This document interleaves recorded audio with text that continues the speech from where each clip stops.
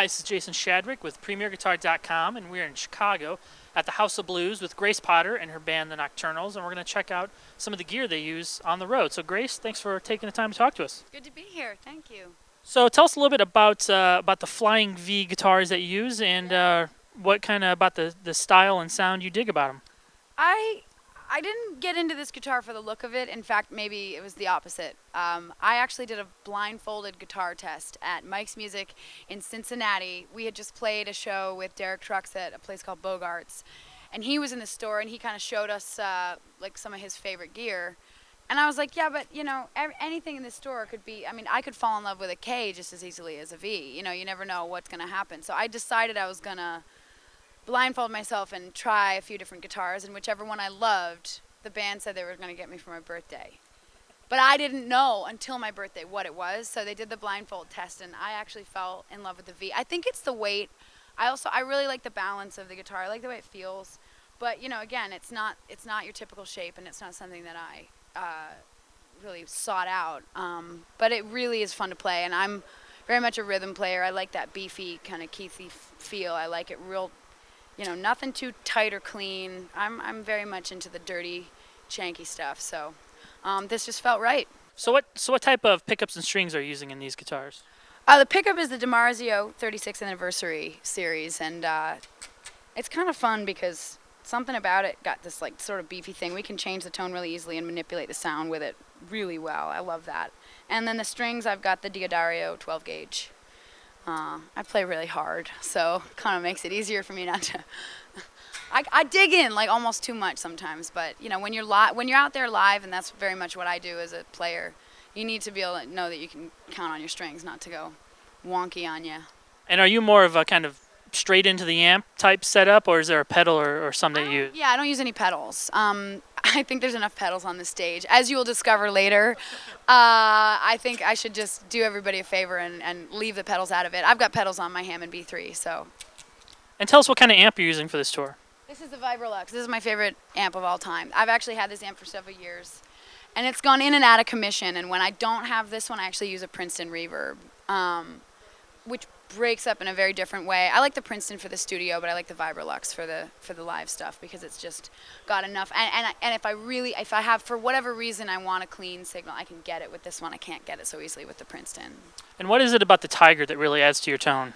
You know, the Tiger softens the tone, it deadens that sound, and you know, and the sound is kind of screeching out of the amp at 400 miles an hour. The Tiger tames it. Is it stock, or did you mod it? I had to modify it, obviously. So tell us a little bit about the acoustic you're using on this tour.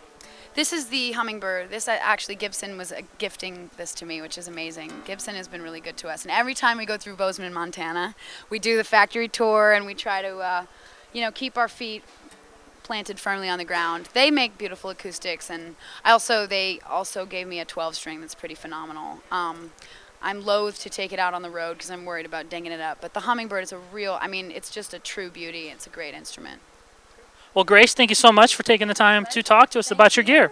We're here with Benny Yerko from Grace Potter and the Nocturnals, and he's going to walk us through some of the gear he's using on the road. So, Benny, why don't you show us some of the guitars you have? All right. So this one right here, this is a guitar I actually had since I was probably about 10 years old that my dad got for me for Christmas. It's a Gibson Les Paul Standard. I'm pretty uncertain about what the year is, but it's all just, you know, just a standard Les Paul, you know. And I keep this one in open G, Keith Richards tuning. You know, so we can get the rock and roll and the lush chords and whatnot. The second one is another one. I think this is a custom shop Gibson. I got it about 5 years ago, and it has really, really great pickups in it. It's got the burst buckers, the original PAFs in there from 1960, and that guitar just screams, and I usually use that for like songs like Hot Summer Night or like, you know, Watching You or Sugar. And this one back here is when I joined the Nocturnals. This is the one that I picked up. This is like my official Nocturnal guitar. It's a 63 custom shop reissue Gibson SG Les Paul, and it's got the Maestro bar, which I really like to get my groove on and my surf and whatnot. And it's pretty cool. You know, when we're all out of tune, I can just use that bar. You know what I mean? But excuse me. And then this one. It's just you know, your standard Gibson Es-335, which I use basically as my #1 guitar, and I take this thing everywhere with me. I got this way back in the day, probably about like 15 years ago. But yeah, she's my number one. I love that baby. And then this one, this beautiful guitar is a 1969 Martin D35, which my daddy got and he gave to me. My daddy. Yeah, and this thing is beautiful. It's got a really great tone to it. I usually do a lot of finger picking stuff on it. Yeah, man.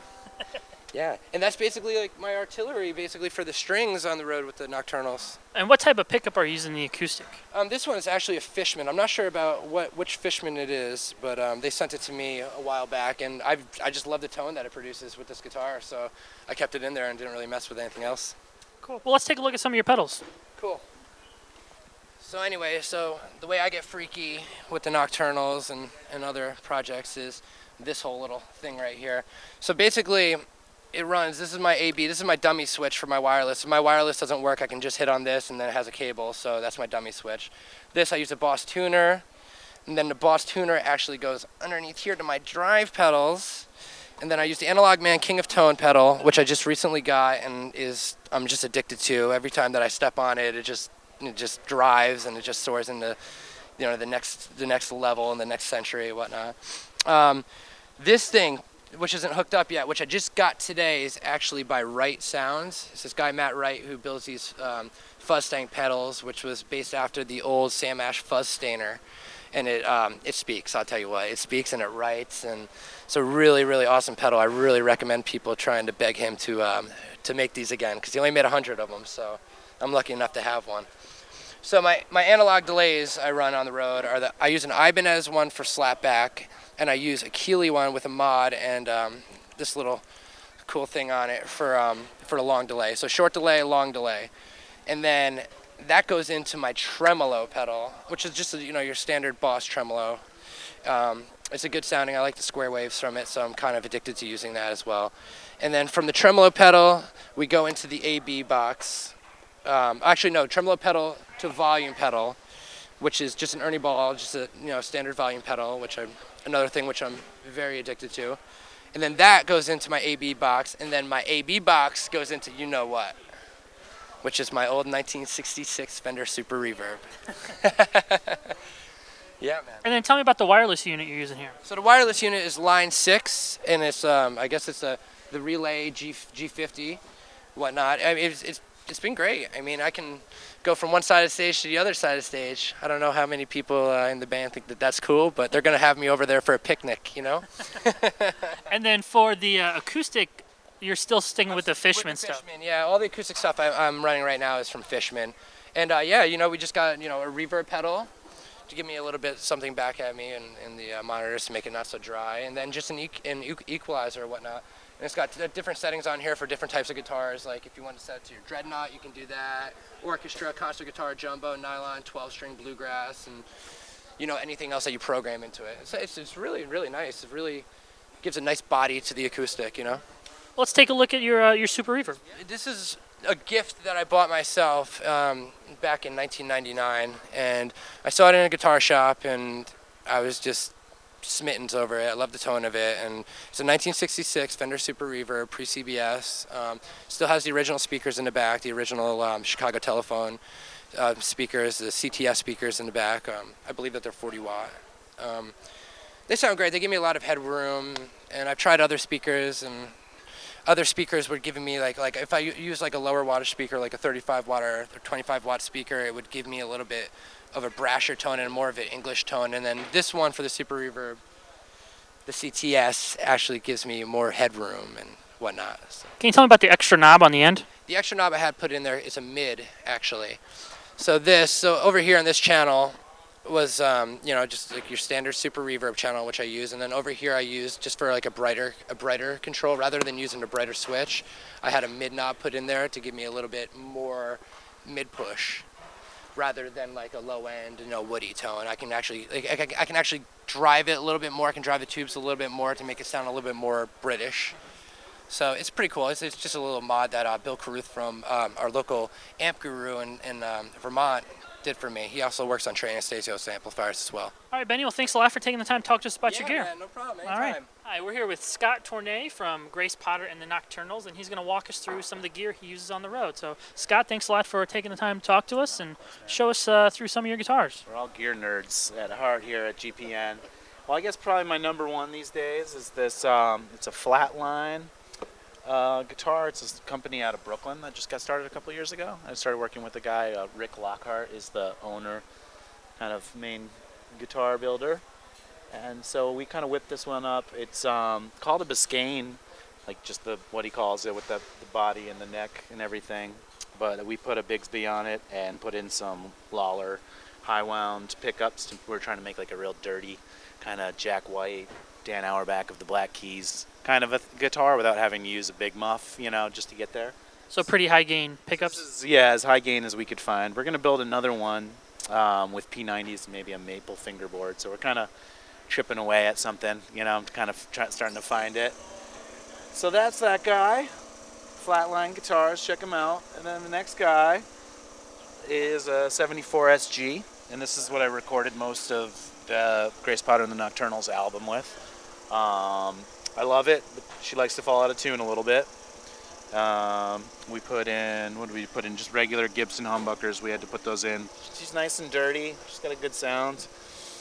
I use that in open G sometimes these days. This is my original guitar, pretty much my first one. Just an old, it's like a 91 Tele or some shit, but everybody thinks it's old and it sounds old. And that's just a nice, dry, skanky kind of sound I go for. You know, if you're looking to try to maybe get like the Roy Buchanan or Robbie Robertson kind of thing, I run to this guy sometimes, but it's hard. She doesn't keep up as much with these ones with the high output pickup. So I plug this thing in, it's like, oh man, I gotta turn both amps on. Poor guy. She sounds great, I love it. I love Tellies or something about them. And what kind of strings do you use on these guitars? I'm just using Ernie Ball power Slinkys. The reason I use those is just because they bend kind of like a 10 gauge, but you've got the thickness of, I can go 11 to like, I always forget the lower number there, 52 or whatever. I kind of come from that like Hendrixy, Stevie Ray school early on when I first started playing. I think I just never changed with this, trying to get the strings a little thicker than like a 10 gauge. Just kind of so you can really tug on them, not send them out of key so easy.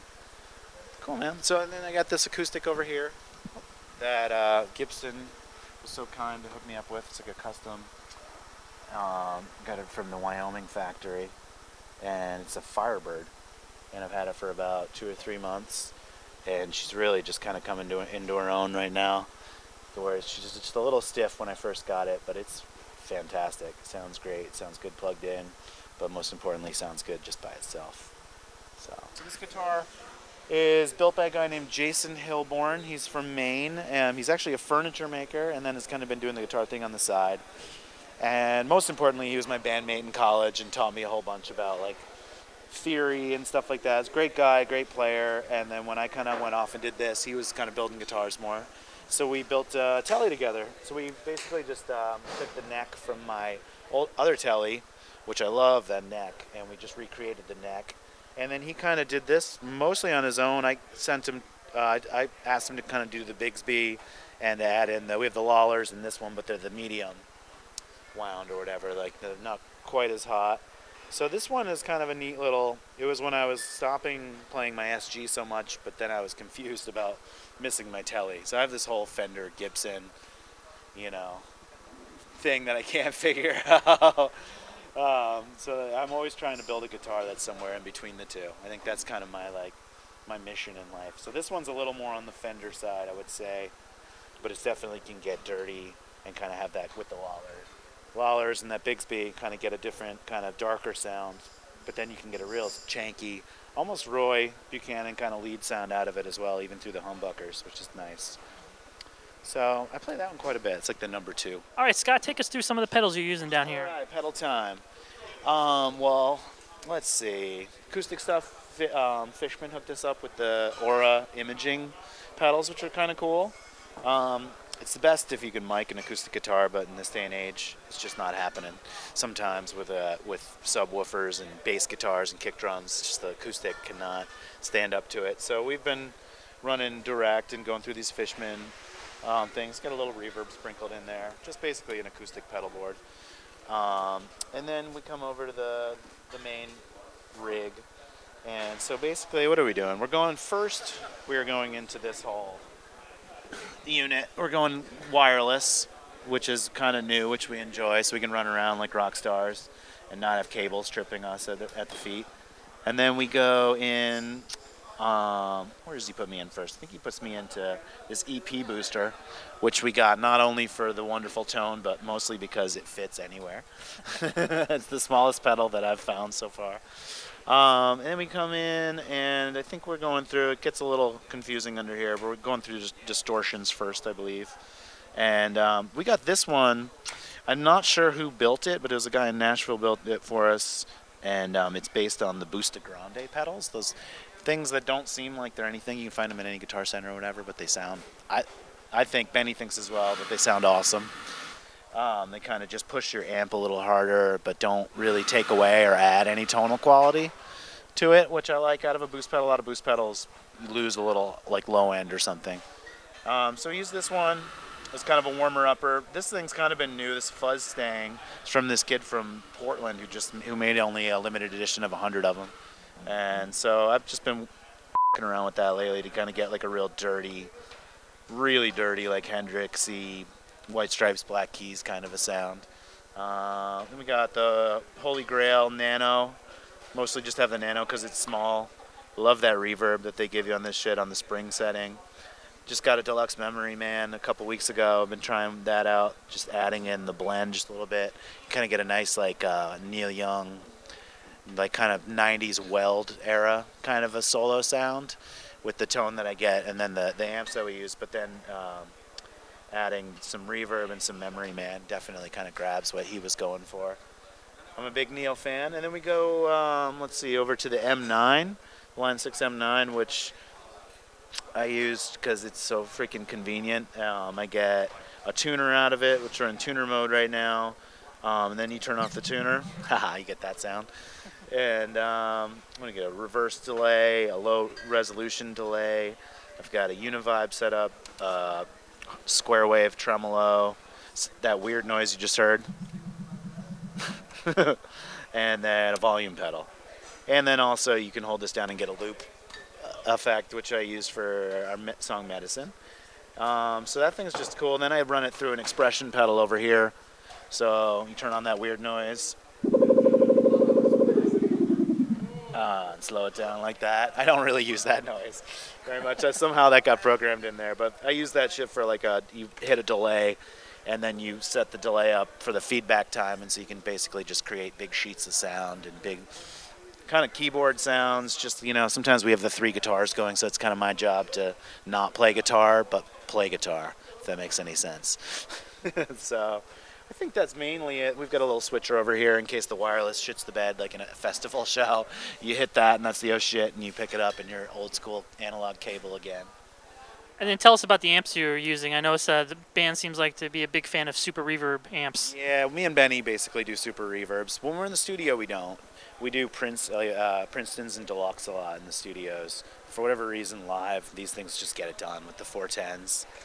So this one is a 67. I had it set up and modded by this guy named Bill Carruth in Vermont, who's amazing at going into the old Fender circuit boards.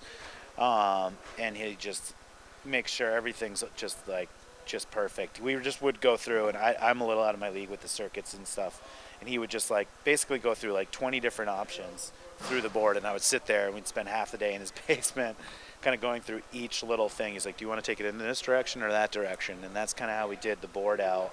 And then we set it up so the vibrato channel's kind of set up a little more like a clean channel, and then the normal channel is set up as a dirty channel. Today I don't have those two running. That's generally how I run it. I usually just run one amp and kind of split them between the two, so I don't have to use the pedals quite as much. I'll kind of like Neil Young to get like that distorted, overdriven kind of a sound. But right now we've got this other amp, and just since we're such gear nerds, we just have this one out as well. I'm kind of going back and forth between the two, kind of vibing out what this thing has to offer. And this is a 66. We got in New York when this one broke down on me. All right, Scott, well, thank you so much for taking the time to talk to us about your gear. This is Jason Shadrick with PremierGuitar.com.